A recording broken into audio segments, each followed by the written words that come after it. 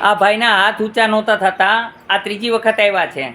એને ઘણા દવાખાના ફરી લીધા બેન તમે દવાખાના? કેટલા ટાઈમથી હેરાન છે ભાઈ? 6 મહિનાથી. તો તમે અહીંયા આવ્યા તો તમને અહીંથી ફાયદો છે કે નથી? ફાયદો છે. હાલવા ચાલવામાં કેમ છે? અત્યારે તમને ઊભા થઈ શકો છો એકલા, બરોબર છે. બીજા નંબર હાથ ઊંચા નહોતા થતા, અત્યારે લગન તમારા બેન પણ જોતા હતા, નહોતા થતા ને, હવે થાય છે ને. કરો જે હાથ ઊંચા બેન, જોઈ શકો છો તમે. અને આપણે ઓફર કરીએ છીએ એવી કે લખવાની અંદર પણ હું દિલથી મહેનત કરું છું, બરોબર છે. બીજું તો હું ભગવાન નથી, પણ અહીંયા હનુમાનજી કામ કરે છે, એટલે બનતી મહેનત એવી કરું છું કે માનવ સેવા પ્રભુ સેવા એ હાલી શકે, હાલી ચાલી શકે તો પોતાનું કંઈક કરી શકે, તો એના પરિવારને અંદર રડીને કંઈક ખવડાવી શકે અને પોતામાં હિંમત આવી જાય, એ માટે તેને કરું છું. મારો ભાઈ કોઈ સ્વાર્થ છે? તમે 3 વખત આવ્યા તો મેં તમારી પાસેથી કોઈ માગણી કરી, કોઈ પૈસા પડાવી લીધા, એવું કોઈ બનાવટ, જબરન કોઈ દવા આપી એવું બેન, કોઈ વસ્તુ? હા, એમ કે તમારી સાથે કોઈ ગેરવર્તન કર્યું એવું કંઈ બન્યું છે ક્યારેય? કે તમને ટપાલ લખીને બોલાવ્યું એવું તો નથી કે તમે વિશ્વાસથી આવો છો? યુટ્યુબને આધારે. હવે એક પ્રશ્ન આમ જનતાની સામે રાખીને આ વિડીયો બનાવું છું, તો તમે બધા આટલા બધા પધાર્યા છો તો હનુમાન ઉપર વિશ્વાસ કરીને આવ્યા છો કે મેં બધાને ટપાલ લખી દઈને આવ્યા? સાચું કહેજો બધા, એક હારે જવાબ દેવાનો. ખોટું બોલો તો તમને ધર્મના સોગંદ છે, મારા કહેવાથી ન કહેતા. તમે બધા વિશ્વાસ રાખીને આવ્યા છો કે મેં ટપાલ લખી? વિશ્વાસ રાખીને. તો અહીંયા તમારી સાથે કોઈ સાથે ક્યારેય બનાવટ થાય છે કે કોઈ એરે ટોચડું વર્તન કરવામાં આવ્યું હોય તો કહી શકો છો કે ભાઈ મેં જેવું તેવું વર્તન કર્યું તમારી એરે, કે કોઈ બનાવટ કરી અને કોઈ પાસે જબરન પૈસા માંગ્યા હોય તો તમે કહી શકો છો? એવું ક્યારેય બને છે? હા, એમ. બસ મારી એક જ ઈચ્છા છે, માનવ સેવા પ્રભુ સેવા જ્યાં સુધી માણસ હાલતા ચાલતા ન થાય ત્યાં સુધી મને ચેન પડતું નથી. મારા જમવામાં પણ હું ટાઈમ નથી દેતો અને માણસોના ઈલાજ કરું છું, છતાંય ખોટા માણસો, ફ્રોડ વ્યક્તિ મારા નામની ખોટી શિકાયતો કરતા હોય છે. એટલે હું તમારી બધાની હેલ્પ ચાહું છું, મને બધા હેલ્પ કરો તો જ હું ઈલાજ ચાલુ રાખીશ.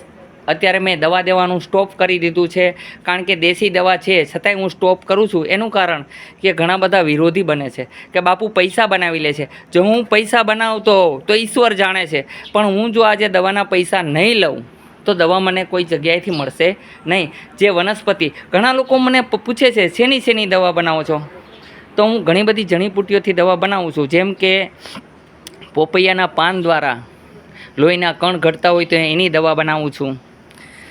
જેમ કે નાગરવેલના પાન છે, મોઢું આવી ગયું હોય તો એની માટે થઈને દવા બનાવું છું. ચણુઠીના પાનની દવા બનાવું છું.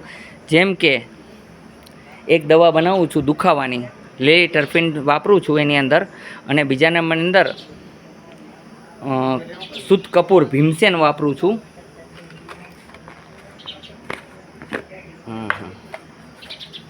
તમે જોઈ શકો છો આ ભીમસેન કપૂર છે ઓરિજિનલ, આ વાપરું છું. હવે ઘણી બધી દવા મિક્સ કરી અને એ દવા દુખાવાની બનાવું છું અને એના દ્વારા બધાનો ઈલાજ કરું છું. જેનાથી ચિકનગુનિયા ભગાડવામાં કામ લાગે છે એ દવા પોતે એ બધા વસ્તુથી જડીબુટ્ટીઓથી બનાવું છું. જેમ કે સરસ્યું તેલ છે, સરસ્યું તેલની અંદર લસણ મિક્સ કરીને પણ દવા બનાવું છું. આવી ઘણી પ્રકારની દવા બનાવું છું. તો માણસો ઘણા બધા મને સવાલ કરે છે અને મારી પાસે જ્ઞાન છે. આ તમે બધા જોઈ શકો છો ગ્રંથ, આ બધા હું એવા સમયની અંદર વાંચી અને અભ્યાસ કરતો હોઉં છું. બીજા નંબરની અંદર મારી પાસે કેરોથેરાપીનું જ્ઞાન છે. બીજા નંબર અંદર એકોપ્રેશર પોઈન્ટ દ્વારા હું રિલીફ કરી દઉં છું માણસને.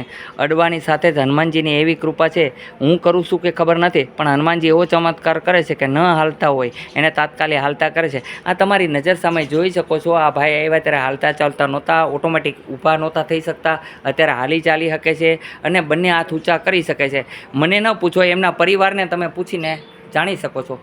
તમે કહેજો બેન કેવું લાગ્યું અહીંનું કામ? અહીંયા કોઈ વખત બનાવટ થઈ છે? તમે આટલી વખત આવ્યા, આમાં કોઈ વર્તન ગેર કરવામાં એવું ખરાબ કે તમારી પાસે જબરન પૈસા માંગ્યા એવું બન્યું છે કોઈ, કે ફરજિયાત આ દવા લેવી પડશે? અને તમને એવી કોઈ લાગી કે સિરોડવાળી દવા વાપરું છું, ખોટી દવા વાપરું છું? બધી દેશી દવા છે. વિલાયતી કોઈ દવાનો ઉપયોગ આપણે કરતા નથી અને છતાંય મારા વિરુદ્ધ ઘણા લોકો ખોટું ભ્રમ પેદા કરાવે છે. તો મને કોઈ અફસોસ નથી, ઈશ્વર જાણે. જો ઈશ્વરની મરજી હશે, તમારા બધાનો સપોર્ટ હશે તો મારે તો માનવ સેવા કરવી જ છે. પણ જો એની મરજી નહીં હોય તો હું સ્ટોપ કરી દઈશ, કારણ કે હું કંટાળી જાઉં છું ખોટા વ્યક્તિથી. મારે તો સેવા કરવા છતાંય મારે એવું સાંભળવાનું કે પૈસા બનાવો. જો મને પૈસાનો મોહ હોય તો મેં આવડો મોટો બાગ બનાવી છે, એમાંથી કમાઈ લઈશ. બરાબર છે. મને પૈસાનો મોહ આજે નથી અને કાલે નથી. જો મને મોહ હોય તો હું આ બધા માટે થઈને કોઈ વ્યવસ્થા ન કરત. મારી પાસે આ બધાની જમવાની વ્યવસ્થાની અંદર કોઈ ગાંઠિયા લઈ દે ક્યારેક તો દઉં છું, અને ક્યારેક કોઈ ન લઈ દે તો મારા પૈસાના ખરીદું છું અને ખરીદીને ખવડાવું છું. અને એ છતાંય કોઈને એમ લાગતું હોય કે બાપુ પૈસા બનાવી લે છે, એવું બધું લાગતું હોય તો હું હનુમાનજીને સાક્ષી રાખું છું કે હનુમાન જાણે અને હું જાણું છું. બાકી તો હું શું કહું. છતાંય મારી સત્યતા હું હનુમાન તો નથી કે ચાતી ચીરીને બતાવી શકું, પણ રૂબરૂ આવીને તમે જોઈ શકો છો કે હું કઈ પ્રકારે રોગને ઇલાજ કરું છું. અને કોઈ મને ડૉક્ટર સમજે કે ઉડ ડૉક્ટર સમજે, મને કોઈ ફરક નથી પડતો. પણ આમે તમે જોઈ શકો છો કે તમારી સામે જ દર્દી હોય છે. ડૉક્ટરથી જે કામ ન થાય અહીંયા કરીને પલવારની અંદર બતાવી શકું છું. શું આ ડૉક્ટરથી કામ થઈ શકે આટલી જલ્દી? આ ડૉક્ટરે આટલી સારવાર કરી તમારી ક્યારે આ પ્રકારની કરી નહીં?